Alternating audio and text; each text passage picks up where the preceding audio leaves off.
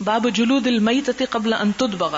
جلود کھالیں، المیتہ مردار کی، یعنی مردار جانور، مثلا بکری ذبح کیے بغیر ویسے ہی مر گئی. اب بکری کا گوشت تو مرے ہوئے کا نہیں کھا سکتے کہ قرآن میں حرام کیا گیا، لیکن کیا کھال بھی استعمال نہیں ہو سکتی؟ یہ ہو سکتی ہے. اب یہ ہے کہ ہو سکتی ہے جب اس کو کیا کیا جائے، اسٹیرلائز کر لیا جائے، دباغت کر لی جائے، رنگ اس پہ چڑھا دیا جائے. حدثنا زہیر بن حرب حدثنا یعقوب بن ابراہیم حدثنا ابی ان صالح قال حدثني ابن شهاب ان عبید اللہ بن عبد اللہ اخبره ان عبد اللہ بن عباس رضی اللہ عنہما اخبره ان رسول اللہ صلی اللہ علیہ وسلم مر بشاة میتۃ، کہ نبی صلی اللہ علیہ وسلم ایک مردہ بکری کے پاس سے گزرے. فقال، تو فرمایا، هل استمتعتم بإهابها، تم نے اس کی کھال سے فائدہ کیوں نہ اٹھایا؟ یعنی بکری تو مر گئی ہے، کھال کیوں ضائع کرتے ہو؟ قالوا انہا میتۃ، لوگوں نے کہا یہ تو مردار ہے. قال انما حرم اکلھا، فرمایا کہ اس کا کھانا حرام ہے. اس سے کیا پتہ چلتا ہے کہ اگر کوئی چیز حرام اور حلال مکس ہو تو اس میں جو حلال چیز ہے اس سے استفادہ کیا جا سکتا ہے اور حرام کو چھوڑ دیا جائے گا. مثلا آپ دیکھیں جب آپ گوشت کاٹتے ہیں تو اس میں ہر اس تو نہیں کھاتے اس کا، جیسے آنتے وغیرہ ہمارے ہاں نہیں کھائی جاتی، لیکن کچھ اور جگہوں پر ان کے کیا بناتے ہیں، ہاٹ ڈاگس، تو استعمال کیے جا سکتے ہیں، لیکن کچھ لوگ ان کو مکروہ سمجھتے ہیں، نہیں کھاتے اس کو، تو نہ کھائیں. تو یہاں پر کیا فرمایا گیا کہ کسی بھی چیز کے اندر جب حلال اور حرام مکس ہو جائے تو کچھ حرام کی وجہ سے سارا جو ہے وہ ڈسکارڈ نہیں کیا جائے گا، صرف اتنا ہی حصہ چھوڑ دیا جائے گا. مثلا مری ہوئی بکری نہیں بیچ سکتے آپ، لیکن اس کی کھال اتار کر دباغت سے پہلے بھی بیچ سکتے ہیں. باب قتل الخنزیر، خنزیر کو قتل کرنا. وقال جابر حرم النبی صلی اللہ علیہ وسلم بیع الخنزیر، کہ نبی صلی اللہ علیہ وسلم نے کس سے روکا؟ خنزیر کی بیع سے. یعنی وہ نہ اس کی کھال حلال ہے، نہ اس کا گوشت حلال ہے، نہ اس کی کھر، کوئی اس کے جسم کا حصہ جو ہے استعمال نہیں کیا جا سکتا. یعنی جو اس کے باڈی پارٹس کو ٹرانسپلانٹ کرنے کی کوششیں ہو رہی ہیں اس میں مسلمانوں کو مشکل پیش آئے گی، کوئی آلٹرنیٹ تلاش کرنا ہوگا. حدثنا قتيبة ابن سعيد حدثنا الليث عن ابن شهاب عن ابن المسيب انه سمع ابا هريرة رضي الله عنه يقول قال رسول الله صلى الله عليه وسلم والذي نفسي بيده، قسم اس ذات کی جس کے ہاتھ میں میری جان ہے، ليوشكن ان ينزل فيكم ابن مريم، قریب ہے کہ نازل ہوں تم میں عیسیٰ ابن مریم، حکما مقسطا، حاکم عادل، فيكسر الصليب، تو توڑیں گے کس کو؟ صلیب کو. صلیب کیا ہوتی ہے؟ کراس. وَيَقْتُلُ الْخِنْزِيرَ، قتل کریں گے خنزیر کو، ختم کریں گے، یعنی کس کو؟ اس کلچر کو ختم کریں گے. وَيَدَعُ الْجِزْيَةَ، اور جزیہ ساکت کر دیں گے، موقوف کر دیں گے. کیوں؟ کوئی ہوگا ہی نہیں ایسا جس پہ جزیہ عائد ہو. وَيَفِيدَ الْمَالُ، مال خوب بڑھ جائے گا. حَتَّى لَا يَقْبَلَهُ أَحَدٌ، یہاں تک کہ اسے کوئی قبول نہ کرے گا. اب وہ حضرات جو غلام احمد قادیانی کو سمجھتے ہیں کہ وہ مسیح ہیں، تو اگر مان بھی لیں تو یہ سب شرطیں تو نہیں پوری ہوئی نا. باب لا یذاب شحم المیتۃ، نہ پگھلائی جائے چربی مردار کی، ولا یباع ودکہ، اور نہ بیچی جائے اس کی چربی، یعنی مردار کی جو چربی ہے اور اس کو نہ بیچا جائے. ورواہ جابر رضی اللہ عنہ نے نبی صلی اللہ علیہ وسلم، یعنی کھال بیچی جا سکتی ہے لیکن چربی نہیں. کیوں؟ اس لیے کہ چربی اگر کہیں کسی مردار کی رکھی ہوئی ہو اور دوسری طرف حلال جانور کی تو پہچان کیسے ہوگی؟ ہر جگہ تو لکھے ہو اسٹیکر نہیں آپ لگا سکتے یہ حرام ہے یہ حلال ہے. تو پھر ایک بڑا سا اصول دے دیا گیا کہ وہ چیز جو ہے، اور ویسے بھی یہ کہ چربی کھانے میں استعمال ہوتی ہے زیادہ تر ان جگہوں پر، جیسے پینٹ کرنے میں یا کشتیوں کو رنگنے وغیرہ میں، وہاں تو استعمال کی اجازت دی گئی مردار کی بھی، لیکن کھانے میں یا کھانے کے مقاصد کے لیے خرید و فروخت نہیں کی جا سکتی اس کی. حدثنا الحمیدی حدثنا سفیان حدثنا عمرو بن دینار قال اخبرني طاووس انه سمع ابن عباس رضی اللہ عنہما یقول بلغ عمر ان فلانا باع خمرا، حضرت عمر کو اطلاع پہنچی کہ فلاں شخص نے شراب بیچی. فقال، تو کہنے لگے، قاتل اللہ فلانا، اللہ تباہ کرے فلاں کو. علم یعلم، اس کو پتہ نہیں، ان رسول اللہ صلی اللہ علیہ وسلم قال، نبی صلی اللہ علیہ وسلم نے فرمایا، قاتل اللہ الیہود، اللہ یہود کا برا کرے، تباہ کرے. حرمت علیہم الشحوم، کہ جن پر چربیاں حرام کی گئی، یعنی ہمارے لیے تو حلال ہے لیکن ان پہ حرام کی گئی، اس کی وجہ پہلے آپ جان چکے. فجملوها فباعوها، تو انہوں نے اس کو پگھلایا اور بیچ ڈالا، یعنی اس کی شکل بدل کے اس کو، کیونکہ یہ قوم تو ویسے ہی مشہور ہے نا ہیلا سازی میں، مکر میں، کہ ان کو ہفتے کے دن مچھلیاں پکڑنے سے روکا گیا. تو انہوں نے کیا کیا؟ اس سے پہلے نیٹ لگا لیا اور اگلے دن نکال لی. اسی طرح ان کو چربی کھانے سے روکا گیا، تو انہوں نے کیا کیا؟ کہا خود تو نہیں کھاتے، بیچ دیتے ہیں. تو بہت سے لوگ اب بھی یہ کہتے ہیں نا کہ شراب ہم پیتے تو نہیں، بیچ ہی رہے ہیں نا، بزنس ہے، بزنس ہے. نہیں، جو چیز اس طرح کی حرام بالعین ہے اس کا بزنس بھی جائز نہیں ہے.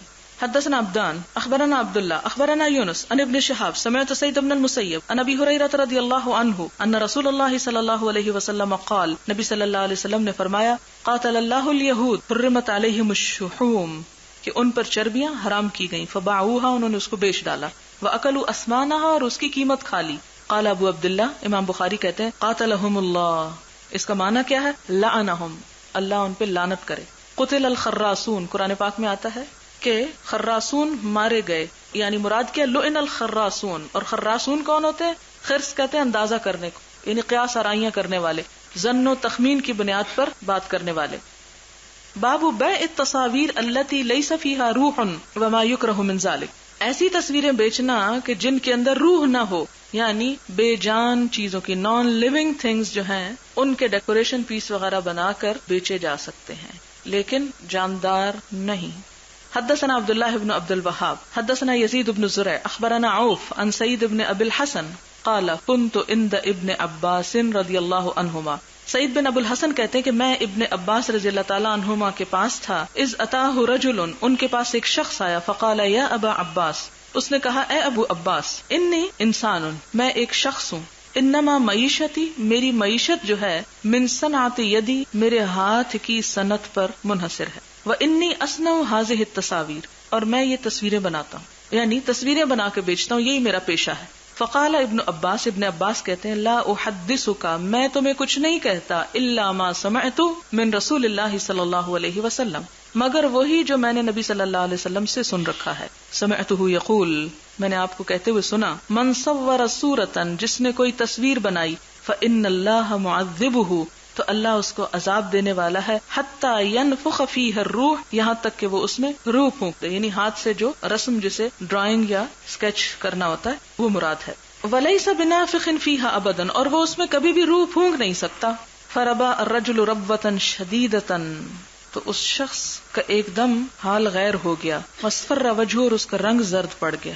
یعنی وہ جو مسئلہ پوچھنے کے لیے آیا تھا، یعنی اس کے اندر ایک ربا کا مطلب ہوتا ہے بڑھنا، ربا ربوتن، یعنی ایسا چڑھاؤ آیا، اس کے اندر ایک ایسا ابال آیا کہ اس کا رنگ زرد ہو گیا، اس کا دم یعنی رک گیا مراد ہے. قال ویحک ان ابیت الا ان تصنع فعلیک بہذا الشجر، جب اس کا رنگ بدلا تو ابن عباس نے دیکھ کے کہا تیرا ناس ہو، اگر تو یہ کرنا ہی چاہتا ہے تو یہ درخت وغیرہ، سینری، اس طرح کی چیزیں یہ بناتے رہو. کل شیء لیس فیہ روح، ہر وہ چیز بنا سکتے ہو جس کے اندر روح نہیں ہے. قال ابو عبداللہ سمع سعید بن ابی عروبۃ من النضر بن انس ھذا الواحد.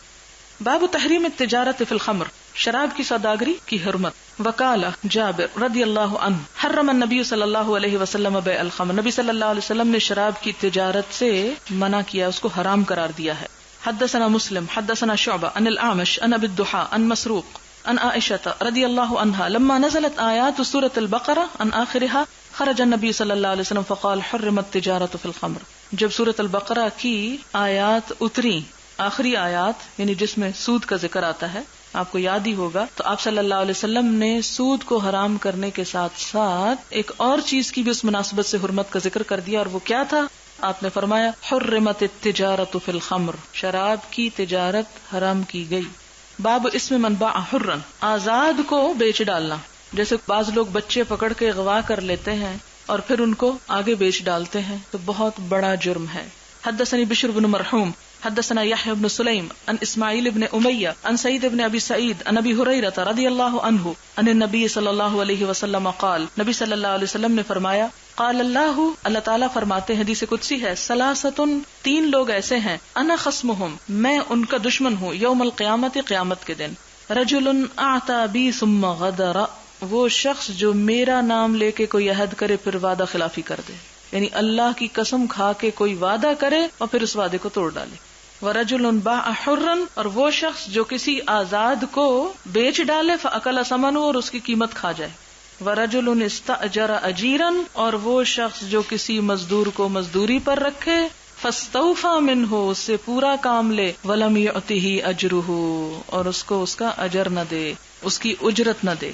کسی مزدور کو رکھ کے پھر اس کو شام کو کہے اچھا گھر جاؤ چھٹی کرو، کوئی پیسے نہیں. ایسا کرنا شدید ترین کبیرہ گناہوں میں سے.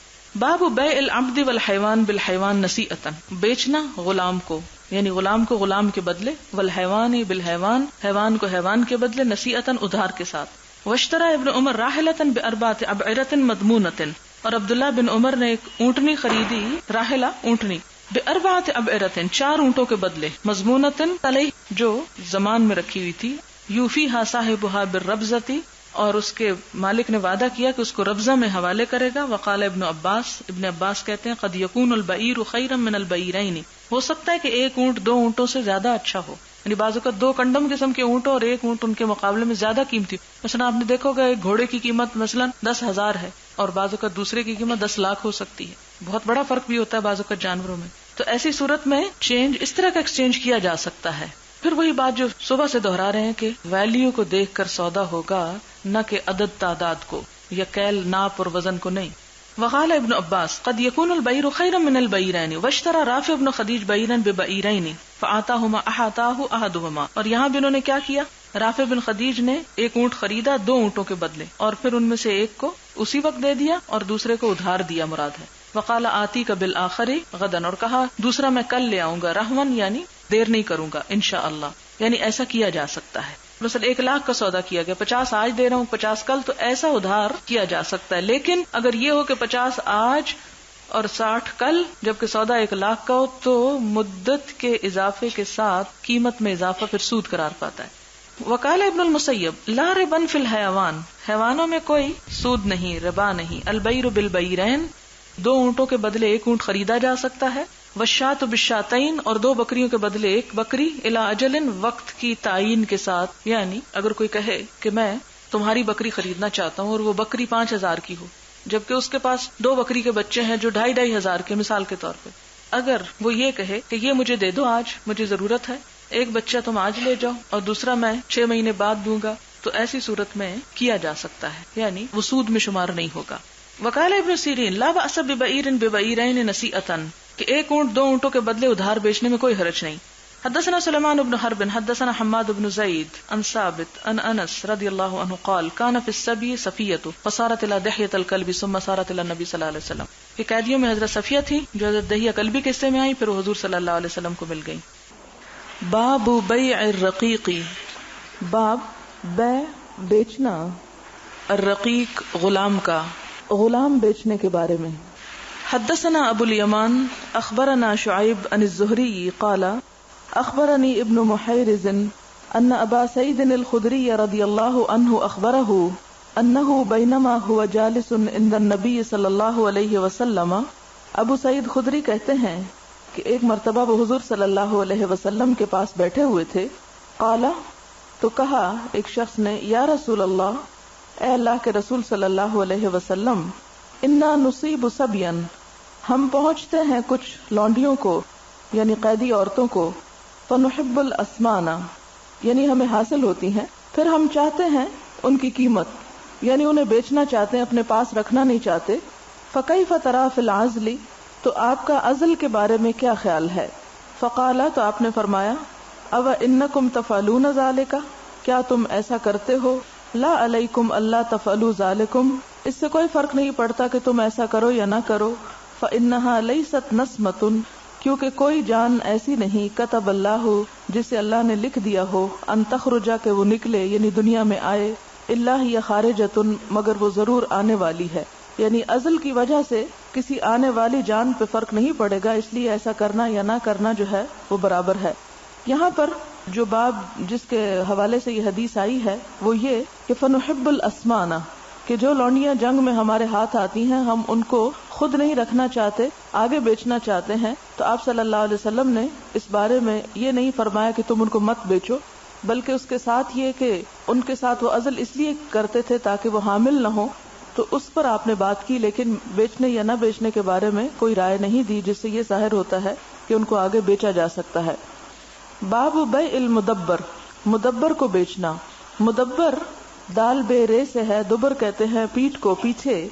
وہ غلام ہوتا ہے جس کو مالک کے مرنے کے بعد آزاد کیا جائے، تو اس کو اگر بیچ ڈالا جائے اس کے مرنے کے بعد تو کیا اس کی اجازت ہے؟ حدثنا ابن نمیر حدثنا وکیع حدثنا اسماعیل عن سلمہ بن کہیل عن عطاء عن جابر رضی اللہ عنہ قال باع النبی صلی اللہ علیہ وسلم، نبی صلی اللہ علیہ وسلم نے بیچ دیا المدبر، ایک مدبر یعنی ایسا غلام کہ جسے مالک کے مرنے کے بعد آزاد کیا جانا تھا۔ ہوا یہ تھا کہ ایک شخص جو مر گیا، اس کی اپنی کوئی جائیداد وغیرہ اس نے نہیں چھوڑی، اور اس کے ساتھ یہ کہ وہ مقروض تھا۔ اب ویسے تو ہونا یہ چاہیے تھا کہ جب وہ مالک مر گیا تو اسے آزاد کر دیا جاتا، لیکن اسے آزاد نہ کیا گیا بلکہ اسے بیچ ڈالا گیا، اور خود نبی صلی اللہ علیہ وسلم نے اس کو بیچا، اور اس کی وجہ کیا بتائی گئی۔ اب سوال یہ پیدا ہوتا ہے کہ ایک غلام جو ہے اس کو جب آزادی مل گئی تو پھر اسے بیچا کیوں گیا؟ تو بات یہ ہے کہ جو کسی کا قرض ہے، یعنی کسی غلام کو آزاد کرنا تو ایک ثواب کا کام ہے، اگر انسان آزاد نہ بھی کرے تو کوئی گناہ کی بات نہیں، لیکن قرض جو ہے اس کو ادا کرنا لازم ہے۔ اگر کوئی شخص اپنا قرضہ ادا نہیں کرتا تو اس کی چھوٹ نہیں، اس لیے ان دونوں میں سے کس کو ترجیح دی گئی؟ یعنی آزاد کرنے کے ثواب پر فرض ادا کرنے کو ترجیح دی گئی، اس لیے آپ صلی اللہ علیہ وسلم نے اس شخص کی جو بقیہ وراثت تھی یا ترکہ تھا، وہ ایک غلام کے سوا کچھ نہیں تھا، لہٰذا اسی کو بیچ کر اس کا قرض ادا کیا گیا، اس لیے آپ نے اس کو بیچ ڈالا۔ تو اس سے بھی دراصل جو بات پتہ چلتی ہے وہ اصل پیچھے اسی کو جاتی کہ لونڈی اور غلام کو بیچنا کیسا ہے، تو یہاں یہ حدیث اس بیچنے کے بارے میں لائی گئی ہے، یعنی بیچنے کے جواز پر آئی ہے۔ حدثنا قتیبۃ حدثنا سفیان عن عمرو سمع جابر بن عبد اللہ رضی اللہ عنہما یقول باعہ رسول اللہ صلی اللہ علیہ وسلم۔ ایک اور روایت میں آتا ہے کہ اس مدبر کو نبی صلی اللہ علیہ وسلم نے خود بیچا تھا۔ اب ویسے تو آپ سوچ رہے ہوں گے کہ اس حدیث کے پڑھنے کا کیا فائدہ، نہ تو آج کل کوئی غلام ہے اور نہ ہی کوئی بیچنے اور خریدنے کا سوال پیدا ہوتا ہے، لیکن آپ نے یہ دیکھا ہوگا کہ بہت سے اسلام دشمن لوگ جو ہیں وہ ایسی ہی روایات اور ایسی ہی چیزوں کو سامنے لا کر اسلام پر الزام تراشی کرتے ہیں، جس کا جواب آپ کو معلوم ہونا چاہیے کہ اس فعل کی توجیہ کیا ہے، آپ نے ایسا کیوں کیا۔ حدثني زهير بن حرب حدثنا يعقوب حدثنا أبي عن صالح قال حدث ابن شهاب أن عبيد الله أخبره أن زيد بن خالد وأبا هريرة رضي الله عنهما أخبراه أنهما سمع رسول الله صلی اللہ علیہ وسلم يسأل عن الأمة کہ نبی صلی اللہ علیہ وسلم سے پوچھا گیا، سوال کیا گیا ایک لونڈی کے بارے میں، تزنی جو زنا کرتی ہے، ولم تحسن اور اس کا نکاح نہیں ہوا۔ احسان حسن کہتے ہیں قید نکاح میں لانا، یعنی وہ قید نکاح میں نہیں لائی گئی۔ قال اجلدوها تو آپ نے فرمایا کہ اس کو کوڑے مارو۔ ثم ان زنت پھر اگر وہ پھر زنا کرے، فجلدوها پھر اس کو کوڑے مارو۔ ثم بیعوها پھر اس کو بیچ ڈالو۔ بعد الثالثۃ او الرابعۃ یعنی 3 مرتبہ حد جاری کرنے کے بعد بھی اگر وہ اس جرم سے باز نہ آئے تو اس کو بیچ ڈالو۔ اب سوال یہ پیدا ہوتا ہے، یہ شاید آپ کے ذہن میں سوال آ رہا ہو کہ زنا ایک عیب ہے جو کسی اس شخص کے اندر پایا جاتا ہے، تو کیا اس کی وجہ سے اگر اس کو بیچا جا رہا ہے تو ایسا سودا نہیں بیچا جا رہا جس میں عیب پایا جاتا ہے، اور عیب دار چیز کو تو بیچنا نہیں چاہیے؟ تو اس میں 2 باتیں ہیں، ایک تو یہ کہ بیچنے سے پہلے بتایا جائے گا کہ اس کے اندر عیب کیا ہے، اور دوسری بات یہاں بیچنے کا جو حکمت ہے، یہ بیچنے کا جو حکم دیا گیا وہ اس لیے دیا گیا کہ بعض اوقات حالات اور جگہ کے بدلنے سے عادات بھی بدل جاتی۔ ایک شخص جو ایک خاص مقام پر، ایک خاص موقع پر ایک برائی سے نہیں بچ سکتا، جب اس کا ماحول تبدیل کر دیا جاتا ہے یا اس کا مالک تبدیل ہو جائے جو اس سے زیادہ سخت گیر ہو، تو اس صورت میں اس کا وہ جرم بھی چھٹ سکتا ہے، اس لیے یہاں پر اس کو بیچنے کا حکم دیا گیا۔ پھر دوسری بات یہ ہے کہ اس سے یہ بھی پتہ چلتا ہے اس حدیث سے کہ جو غلام عورتیں ہیں ان پر رجم کی سزا نہیں ہوگی بلکہ اس کی کوڑے مارنے ہی کی ہوگی، جس طرح قرآن میں آتا نا کہ ان کو آزاد عورتوں کے مقابلے میں نصف عذاب ہوگا۔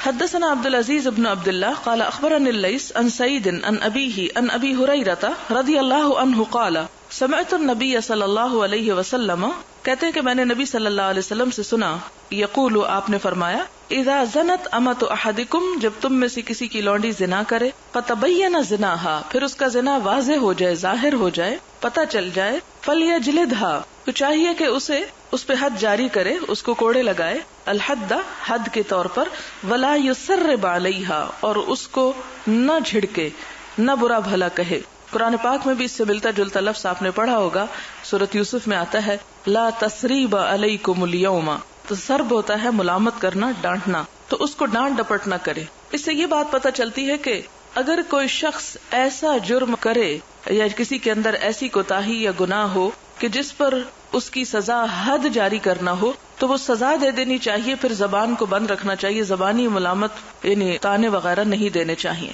کیونکہ اس کا کچھ فائدہ نہیں۔ ثم ان زنت، پھر اگر وہ زنا کرے فلیجلدها الحد، پھر اس پہ حد جاری کرے، ولا یسرب، اور اس کو مت جھڑکے۔ ثم ان زنت الثالثہ، پھر تیسری مرتبہ کرے، فتبین زناها، اس کا زنا واضح ہو جائے، فلیبعها، تو چاہیے کہ پھر اس کو بیچ ڈالے، ولو بحبل من شعر، خواہ ایک رسی کے بدلے جو بالوں سے بنی ہوئی ہو۔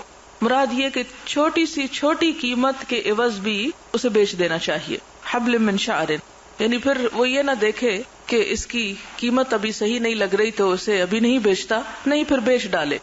باب هل يسافر بالجاریۃ قبل ان یستبرئها، کیا سفر کر سکتا ہے لونڈی کے ساتھ اس سے پہلے کہ اس کا استبراء ہو؟ استبراء ہوتا ہے لونڈی جب خریدی جائے تو اس کے بعد اس کو جب تک ایک دفعہ حیض نہ آ جائے اس کے ساتھ مباشرت نہیں کی جا سکتی، کیونکہ اس سے واضح ہو جائے گا کہ وہ حامل ہے یا نہیں، تاکہ نسب میں خلط ملط نہ ہو۔ اور اگر وہ حامل ہے تو جب تک وہ وضع حمل نہ ہو جائے اس وقت تک اس سے کوئی جسمانی تعلق قائم نہیں ہوگا۔ تو یہاں پر یہ ہے کہ اب خرید لی، اب یہ ہے کہ پتہ چلا کہ وہ حامل ہے، استبراء رحم نہیں ہوا، تو کیا وہ اس کو اپنے ساتھ سفر وغیرہ میں لے جا سکتا ہے، یعنی ایک طرح سے وہ اس کی محرم ہو سکتا ہے یا نہیں؟ ولم یرا الحسن بأسا ان یقبلها ویباشرها، تو حسن بصری کہتے ہیں کہ اس کے ساتھ بوس و کنار کرنے میں اور مباشرت میں کوئی حرج نہیں ہے۔ وقال ابن عمر رضی اللہ عنہما اذا وهبت الولیدۃ التي توطأ او بیعت او عتقت فلیستبرأ، اذا وهبت، جب ہبہ کی جائے، الولیدۃ کوئی لونڈی، التي توطأ جس سے صحبت کی جاتی ہے، او بیعت یا بیچی جائے، او عتقت یا آزاد کی جائے، فلیستبرأ تو چاہیے کہ استبراء کرے، رحمھا اس کے رحم کا، بحیضۃ ایک حیض کے ساتھ، ولا تستبرأ العذراء اور کماری کے استبراء رحم کی ضرورت نہیں ہے۔ وقال عطا لا بأس ان يصيب من جاریته الحامل، کہ کوئی حرج نہیں کہ اگر وہ حامل یعنی پریگننٹ لونڈی ہے اس کو ہاتھ وغیرہ لگائے، مادون الفرج سوائے شرمگاہ کے۔ وقال اللہ تعالی الا علی ازواجہم او ما ملکت ایمانہم، کیونکہ اللہ تعالیٰ نے قرآن پاک میں فرمایا ہے کہ مگر ان کی بیویاں یا جو ان کے دائیں ہاتھ مالک ہیں۔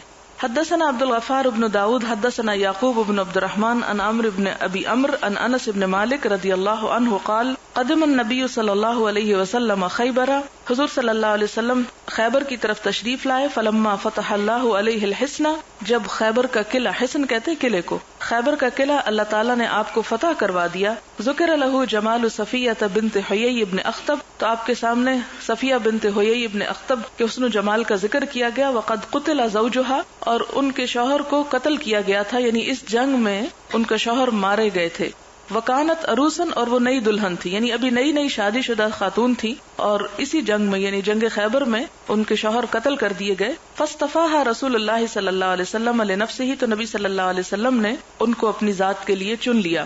اور اس میں یہ تھا کہ یہ نہیں کہ آپ صلی اللہ علیہ وسلم نے خود اختیار کیا تھا، بلکہ صحابہ کرام نے مشورہ دیا تھا کہ وہ ایک سردار کی بیٹی ہیں تو کسی عام صحابی کے لیے مناسب نہیں ان کو دیا جانا، اس لیے اگر آپ خود ان کو اپنے لیے اختیار کریں، خود اپنے لیے لے لیں تو زیادہ بہتر ہے۔ تو نبی صلی اللہ علیہ وسلم نے ان کو لونڈی کے طور پر نہیں لیا بلکہ ان کو آزاد کیا اور ان کے ساتھ نکاح کیا۔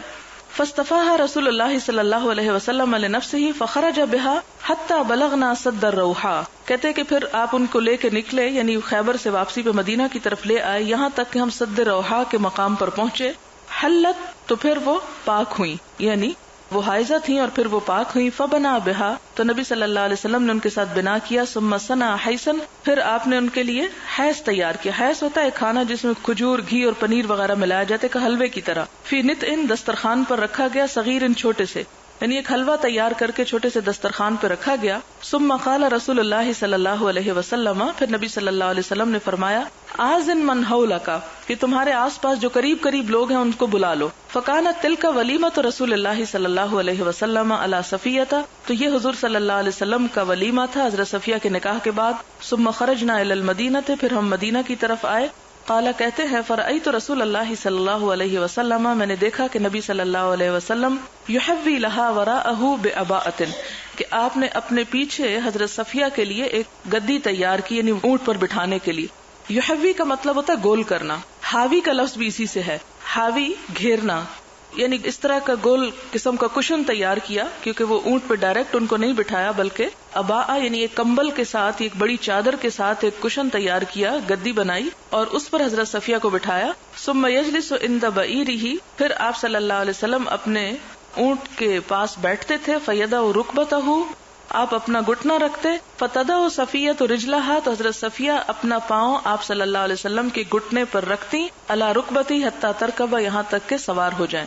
یہاں اس حدیث کے آخری حصے میں بتایا یہ جا رہا ہے کہ حضور صلی اللہ علیہ وسلم اپنی ازواج مطہرات کا کس حد تک خیال رکھتے تھے، یعنی سواری پر ان کے آرام کا اور سواری پر بیٹھنے کے لیے کس طرح خود کو پیش کرتے کہ وہ ان کے اوپر پاؤں رکھ کر اوپر سوار ہوتی. تو اس میں خواتین کی عزت و اکرام کے جو نمونہ ہے وہ بھی ایک طرح سے پیش کیا گیا ہے. وآخر دعوانا ان الحمد للہ رب العالمین. سبحانک اللہم وبحمدک، نشہد ان لا الہ الا انت، نستغفرک ونتوب الیک. والسلام علیکم ورحمۃ اللہ وبرکاتہ.